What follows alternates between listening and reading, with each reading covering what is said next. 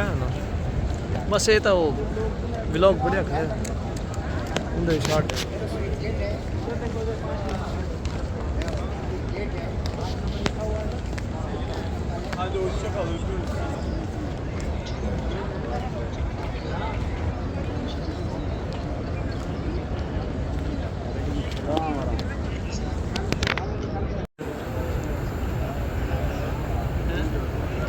आज जुम्मतुल मुबारक का दिन है माशाल्लाह बहुत ज़्यादा रश है आप देख रहे हैं मौजूद है हरम शरीफ में।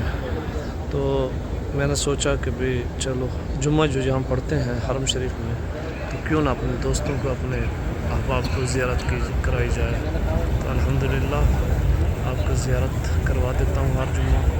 तो आपका भी हक बनता है मेरी वीडियोज़ को आगे लोगों तक शेयर करना। ठीक है बहुत बहुत ही खूबसूरत वीडियो बन रही है आज।